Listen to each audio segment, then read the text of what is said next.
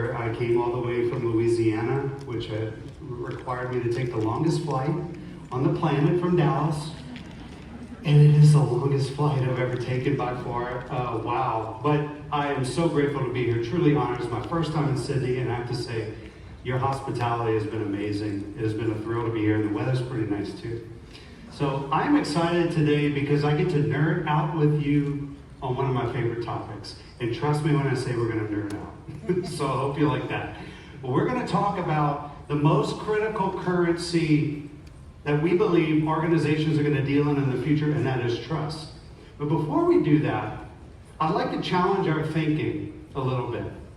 And there's one question that has been swirling around in the conversations among my clients that has been ubiquitous.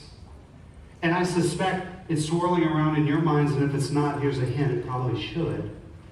And that is, how can we, as business leaders, as experienced management professionals, help our organization survive and thrive as the world changes around us, as things become more volatile? What makes this such a critical question is that it is obvious to us all that we are now living in the most technologically disruptive decade in human history. And yet, if we think about the technology we have at our disposal, our grandparents would have thought we were nuts. Maybe our parents still think we're nuts. My mom thinks I'm nuts for what I do. But think about how much things are going to change in 5 years from now, 10 years from now. It's going to get a little crazy, if I had to guess. And so this question becomes really critical. In that environment, how are we going to play, what role are we going to play to help our organization survive and be relevant in 5 years and in 10 years? But before we answer this question, I'd really like to challenge our shared definition of what an organization is. So allow me to pose this really weird question. And this question is in the context of this point that we're not just looking at change, we're looking at accelerated change. So the question I would like to ask you, and I really would like you to think on this for a minute, and that is, what exactly is your organization? What is it made of?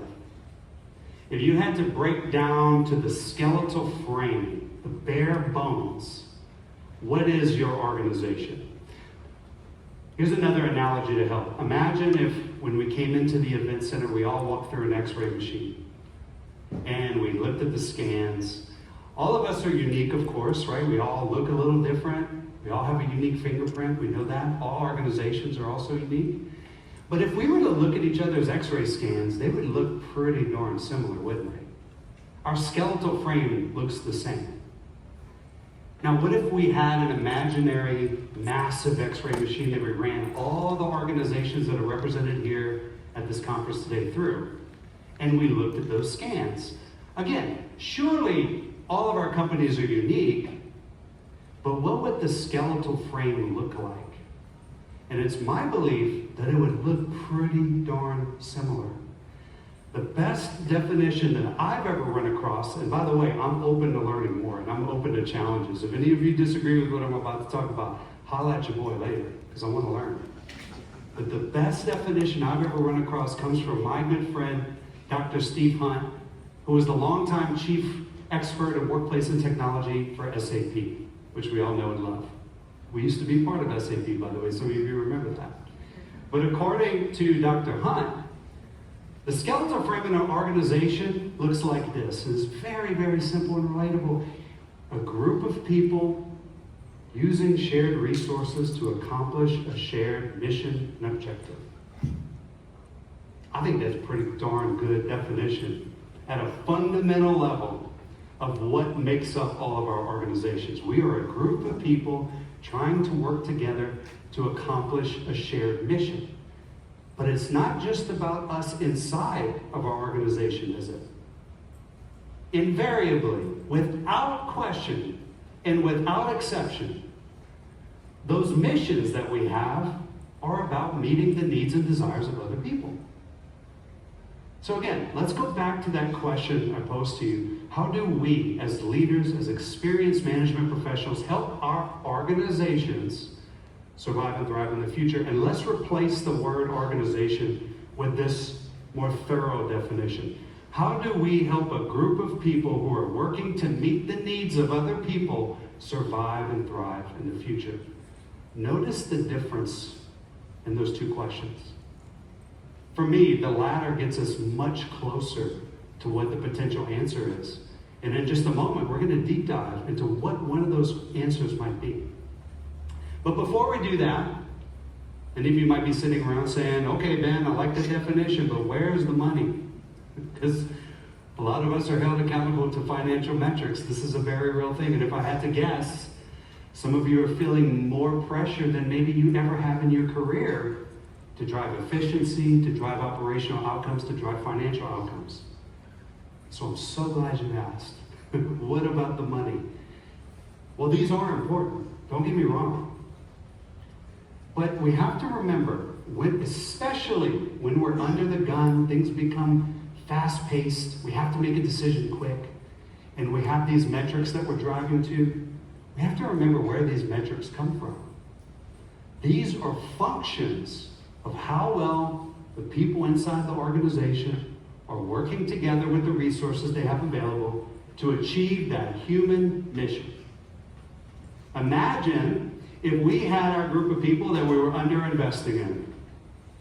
Hey, they come in, they give us their time, we give them a paycheck, that's it. Who cares what they think? Who cares what their experience is? As long as they get their paycheck, they get the job done, we're in. We underinvest in these people. This number goes down in the equation. What happens to this? It's obvious.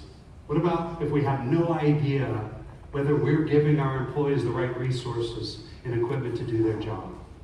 What if we don't all have a shared understanding of what our mission actually is? Who cares what the customers think? As long as they buy our stuff. We have no idea how we're actually delivering on the mission. Imagine that these numbers in the equation go down. What happens to the outcomes? The answer is obvious. These are how we get to the all-important financial and operational outcomes. So, we go back to that question, how do we get a group of people to survive and thrive in an uncertain, highly volatile, accelerating environment? And one answer, I think, is a word that you just heard from Vicki. And you're surely going to hear later again today, for very good reason. Because in my opinion, I think this word, trust, might be the most important currency that organizations deal in as we move into an AI and technology augmented future. Everything that you're going to see today at this conference rests on the foundation of trust. So now, I'd like to nerd out a little bit, if that's okay with you. Show you a little bit of data as to what we're seeing. But before we go into the data, let's talk about trust a little bit. Now, we all have an intuitive understanding of this. We're all human. We all have trusting relationships, thank God. And this is great. So if we went around the room, we asked people to describe trust, what does it mean to you? I bet we'd probably get some pretty good answers. And that would be really interesting if we had the time. And there's a lot of models of trust. You got Brene Brown. I'm a big fanboy of Brene Brown over here. She doesn't know this, but I'm her best friend. You got Frances Fry. She also doesn't know I like her a lot too. These people have no idea who I am. I don't know who they are. You have Zanger and Folkman. You have all these different models of trust and how they operationalize it. But what I'd like to show you is the model that we use when we go out and we study consumer behavior. Do consumers trust the organizations they do business with, that they purchase products and services from? And when we go out to employees and we ask them, do you trust your leadership? The model we use overlaps substantially with all those models that you're familiar with. So you'll notice a lot of similar chords being struck here. But the model that we use, and we're going to revisit this as we dive into the research, is we ask consumers and employees to evaluate their leaders and evaluate the organizations they do business with through three lenses. The first lens is, do they think the organizations they do business with, are they competent? Can they develop the products that they say that they're developing? Can they develop the services that they say they can deliver? Do the leaders have the knowledge and skills to get the job done? So that's lens number one.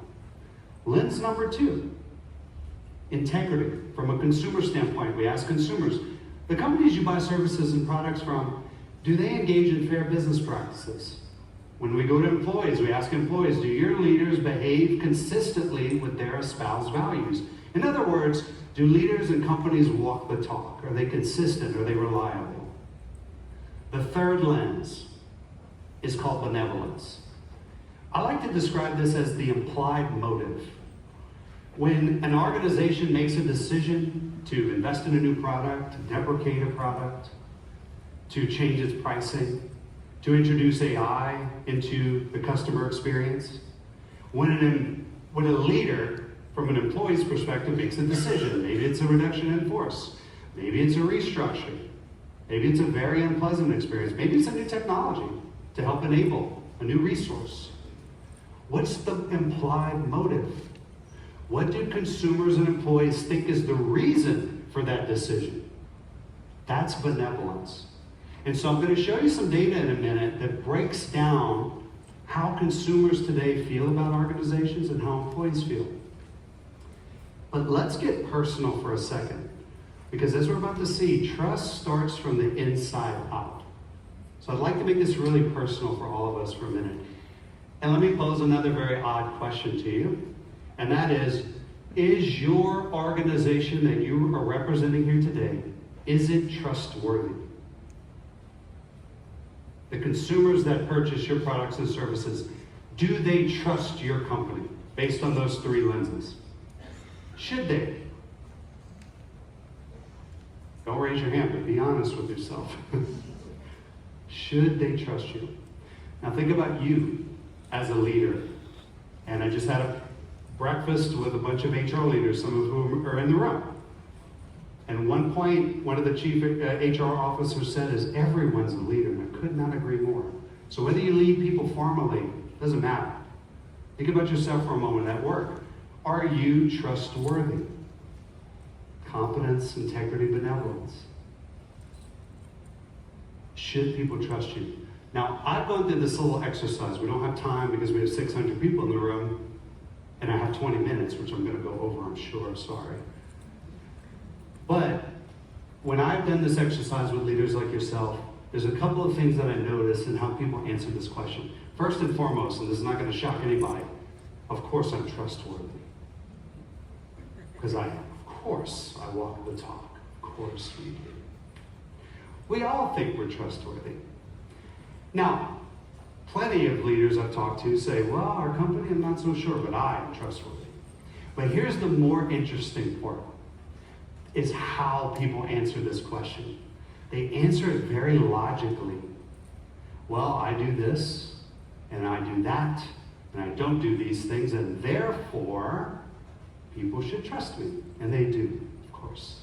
It's a very cognitive, logical way of thinking. But we drastically, when we answer that way, when we think that way, we drastically underestimate the true heart of trust. And that is the emotional component. You ever heard that saying, people don't remember what you said, they remember how they made you feel? There's a lot of truth to this. The emotional component, how your consumers feel when they interact with you, when they interact with AI, when they interact with your products and services, how people who report to you or whom you influence, how you make them feel, has a much bigger say in whether they're going to trust you than the logical argument that we build in our minds. And by the way, for those who maybe think this way or work with people who think that emotions and trust is soft and fluffy stuff, could not be more incorrect. What we now know about trust is that when we build trusting relationships with other people, even with brands, our bodies release hormones, most notably oxytocin. But there is more to it than that. And last time I checked, chemistry and biology are hard sciences. There's nothing soft about this. There are real chemical changes that happen in people's bodies and brains when they build trusting relationships. And by the way, I'm an organizational psychologist by education, but I'm also a student of evolutionary psychology. And one of the ways I think about emotions is that this is an evolutionary playbook. Our emotions spur for very good reasons, and oftentimes we really have to pay attention to it. Don't go act on them right away, but do pay attention to them, because they tell us a lot, and they direct our behavior much more so than our logical thinking. So, one of the things I noted earlier that I want to come back to is that because of its biological nature, trust has to be built from the inside out. So let me pose another question. How can an organization, how can your organization build trust with its consumers if trust does not first exist inside the organization? And I'm not going to bury the lead here. That's impossible. This is impossible. It's biologically impossible. And so trust must start from the inside out. And what I would like to suggest to you is that it starts with each one of us as leaders and influencers. It starts right here in this room and how we show up as leaders. So what is the data saying? I teased this a little bit. Let's get into the data. What are consumers saying today? What are employees saying today about their leaders, about the organizations they do business with? Well, if we go back to competence, integrity, and benevolence, and we go to consumers and we say, hey, what do you think about the companies you do business with? About 3/4 of employees, and by the way, this is a sample from the US, but our global data looks almost identical. About 3/4 of consumers say, yeah, the companies I buy from, they're generally competent. They generally engage in fair business practices. There's a fair balance of trade. But look where things drop off pretty significantly. The implied motive. Why are they making their decision? And by the way, when we look at consumer perspectives of AI, in other words, when I'm a consumer, I'm doing business. Vicki used a great example. How many times do I have to press 0 to talk to a person? Right? When we're going through those AI-driven customer service experiences, a lot of consumers are really frustrated by those today. One of the reasons, when we dig into the data, is because it is abundantly clear, at least from the perception of the consumers, that that's not for them. That's for the company to save $1, to make $1. That's not for me. So benevolence is the sore thumb. What about employees across the globe? What you're going to see is a very similar pattern. About 2/3 of employees say, yeah, I generally trust my senior leadership team. But let's break it down, get more specific. About 2/3 say, yeah, I think my leaders can lead. I think they have the skills, the knowledge, the abilities. Generally, about the same percentage say, yeah, I think my leaders, they behave in a way that's consistent with their values. Take a guess where the sore thumb is going to be. Benevolence. This is, by the way, is from a study of just under 34,000 global employees across the globe, 24 different countries, all industries. Australia was a big part of this study, by the way. So about half of global employees, when they look at their senior leaders and they look at the decisions that they're making, they say, I'm not so sure that's in my best interest. Maybe that's just chasing $1 or saving $1. So again, we see where the sore thumb is. Benevolence. Think about it from your personal perspective. If you have a trusting relationship and you got somebody who's very competent, they have their stated values and they stay consistent with them, but they don't really care about you, they don't care about your interests, would you trust them? I wouldn't. Now the nagging question here is, does this all matter? Remember the financial operational outcomes we touched on? Does this really matter? Well, it turns out it does. So when we go to consumers and we say, hey, if you trust the organization, if a consumer trusts your organization, they are far more likely to repurchase from you. If a consumer trusts your organization, competence, integrity, benevolence, far more likely to advocate for you. If they trust you, if a consumer trusts your organization, they are far more likely to forgive a mistake. And let's be honest, every organization here operates at scale. Thousands, tens of thousands, hundreds of thousands, millions of transactions. We're going to mess up from time to time. But if they know your heart's in the right place, if you communicate that, if you make it explicit that this is it for them, there's value in it for you as a consumer, they're going to be far more likely. It's going to make service recovery a whole lot easier. But let's go and look at the inside out, as I've mentioned. This is by far my favorite study of all the studies that we conduct every year. We have a massive database of over 38 million employee responses from over 160 different countries. Australia plays a big role in this data set, by the way. There's a lot of Australian-based companies and global companies represented here. And what we want to know every year is we go in and we say, what is it about the best of the best companies in our database? There's well over 1,000 in this database, by the way. What is it that the best of the best do differently than the rest, than the middling majority? And we define best of the best in two ways. One, first and foremost, these companies have to be in the top quartile of employee experience. In other words, their employees have to be generally psychologically well off. They have to be generally engaged. They have to think communication's pretty good, collaboration's pretty good, etc. But most importantly, these best of the best companies also have to have sustained financial performance over the course of 3 years. They have to be elite on these metrics. So notice how small this group of elite companies is, 47. This represents less than 5% of the companies that make up our database. And if you're wondering if your company's in there, I'm sorry, I can't tell you. That's true though, I can't tell you, sorry. We protect our company's confidentiality. But this is an elite group. And again, the question is, what's different about those 47 companies than the middling majority, the rest of us? Take a guess what's going to show up at the top. Trust and senior leadership was the single biggest difference among the highest elite performing organizations. 19-point difference.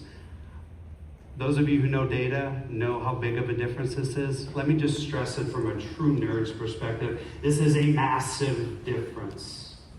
This isn't the bottom quartile we're comparing against. That would be way too easy. This is the average of the database. That's a huge difference. But look at the other themes. Notice the similarity between these characteristics and competence and integrity and benevolence. This is all underpinned by trust. These are trust-building behaviors. Now, when we go to the day-to-day experiences that employees have, this is not going to shock anybody. I'm sure we can all resonate with this. Feeling like our company values our contributions. We're a valued member of the team. We get feedback. I understand how my job contributes to that human mission that we're all working toward. Notice how similar these are to all the concepts we've talked about. So, if we go back to that question, how do we help our organization survive and thrive? How do you get a group of people to survive and thrive in the future?